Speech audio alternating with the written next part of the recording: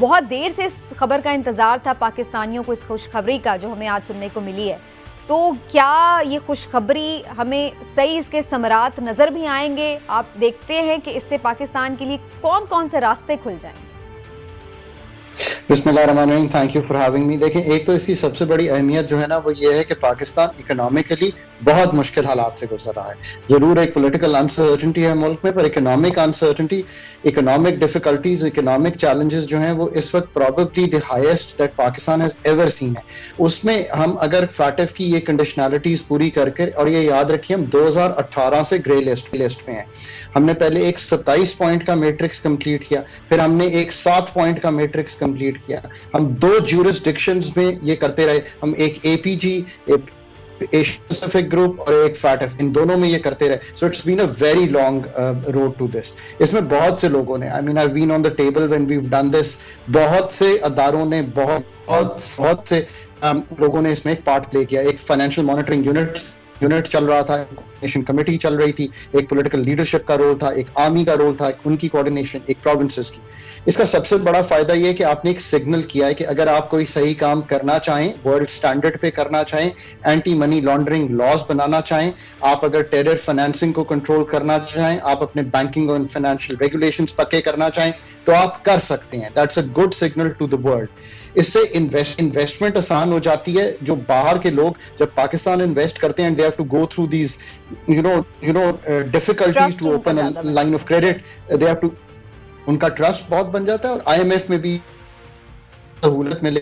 اگلا ریویو کریں گے، یہ بھی ایک بہت امپورٹنٹ چیز ہے. اس کا ڈائریکٹ اثر انویسٹمنٹ پہ ہے، آبویسلی کل ہی نہیں پڑے گا، بٹ ایک سگنلنگ ہے کہ آپ دنیا کے ساتھ قدم ملا کر چلنے کو تیار ہیں. اور جو دنیا کے ماڈرن لاز ہیں، جو ریگولیشنز ہیں، جو ایسی چیزیں ہیں جو آپ کو out of main economy informal میں رکھتے ہیں. اور ایک بڑا فائدہ آپ یہ دیکھیے کہ آپ کی اپنی ریمیٹنسز جو ہیں وہ 30-31 ارب ڈالر کو ٹیسٹ کر گئی ہیں، اور انفارمل سے اب ریمیٹنسز آنا کم ہو گئی ہیں. سو اوور آل آئی مین گڈ سگنلنگ. لیکن ڈاکٹر صاحب، اس سے پہلے بھی پاکستان گرے لسٹ سے نکل چکا ہے، اور اس سے پہلے بھی پاکستان بار بار گرے لسٹ میں اور بلکہ بلیک لسٹ میں بھی آ چکا ہے. تو آپ کو لگتا ہے کہ یہ جو ایک سٹیٹس ہوتا ہے، یہ ایک ٹیمپرری سٹیٹس ہے، ہم کیا دوبارہ بھی اس میں جا سکتے ہیں؟ اور کون سے ایسے فیکٹرز ہوں گے جس کے بعد خدا نخواستہ ہم دوبارہ بھی اس گرے لسٹ میں جا سکتے ہیں؟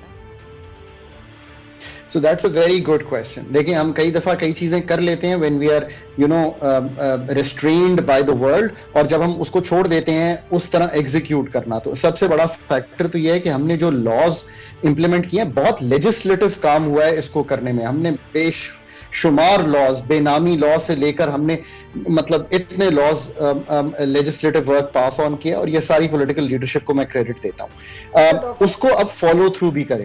ڈاکٹر صاحب، یہ فرمائیے گا کہ کریڈٹ تو اس کا بہت سارے لوگ لے رہے ہیں، سیاسی جماعتیں بھی لے رہی ہیں، اور سچی بات ہے یہ سب کی ایک مشترکہ کوششیں بھی ہیں، اداروں کی بھی کوششیں ہیں، پچھلی گورنمنٹ کی بھی ہیں، موجودہ گورنمنٹ کی بھی ہیں. آپ کیا سمجھتے ہیں کہ ایکسپرٹ کے طور پہ کہ زیادہ کریڈٹ کس کو جاتا ہے؟ دیکھیں، سب سے زیادہ کریڈٹ جو ہے نا وہ پورے ان سب لوگوں کو جاتا ہے، بیکاز میں اس ٹیبل پہ بیٹھتا رہا ہوں. ایک فائنینشیل مانیٹرنگ یونٹ تھا، ایک ان کے ڈی جی تھے، وہ اس کو کوآرڈینیٹ کرتے تھے، اسٹیٹ بینک، SECP، پھر آرمی کی بہت کوآرڈینیشن ہوتی تھی because anti money laundering laws, terror financing, ان کا ایک بہت بڑا ہاتھ اس میں رہا ہے. پولیٹیکل لیڈرشپ میں بہت لیجسلیشن کیا، کوآرڈینیٹ بھی کیا، اس میں کوئی شک کی گنجائش نہیں ہے. صحیح آپ نے کہا، PTI کے ٹائم سے شروع ہوا، پھر ابھی جب PDM نے ایک وزٹ ہوا اس کو فالو اپ کیا. So it is a consistent effort. اور میں نے بارہا کہا ہے کہ جب بھی ہماری اسٹیبلشمنٹ، ہماری پولیٹیکل لیڈرشپ اور ہماری ایگزیکٹو، ان سب نے اکٹھے مل کے کوئی بھی کام کرنا چاہا ہے، that is the right signal to send to the world that we can do it. So ہم نے وہ کام کیا ہے. لیکن ڈاکٹر صاحب، یہ تو بات صحیح ہو گئی کہ سب کا یہ ایک کمبائن آپ کہتے ہیں ایفرٹ ہے، اور اس کا کمبائن کریڈٹ شیئر ہونا چاہیے. لیکن میں یہ بھی آپ سے جاننا چاہوں گی کہ کیا صرف فیٹف کی گرے لسٹ سے نکل جانے سے ہمارے معاشی حالات بہتر ہو جائیں گے؟ پابندیاں تو اٹھ گئی ہیں، لیکن کیا ہم اتنی چیزیں ایکسپورٹ کرنے کے اس وقت پوزیشن میں ہیں؟ کیا ہماری پروڈکشن، کیا ہماری اوور آل جو اکنامک ایکٹیویٹی ہے ملک کی، وہ اس لیول پر ہے کہ ہم اس سے سہولت کا فائدہ بھی اٹھا سکیں گے؟ کوئی فوراً ہمیں اپنی معیشت میں بہتری نظر آ سکتی ہے اس کے اثرات کے طور پر؟ سو یہ آپ نے بہت اچھا سوال کیا. دیکھیں فوری طور پہ تو اس کا سب سے بڑا اثر یہ ہوگا کہ IMF کا جو پروگرام ہے نا, جو کہ اس وقت کلیدی حیثیت رکھتا ہے پاکستان کو بچانے کے لیے اور سری لنکا نہ بنے پاکستان, یہ یاد رکھیے, میں سب کو کہتا ہوں کہ اگر پاکستان نے سری لنکا نہیں بننا تو you have to stay with the IMF programme. میں جتنے بھی ملک ہیں اس وقت, میں بہت سے ملکوں سے بات کرتا ہوں, میں ان کو یہ کہتا ہوں ایمرجنگ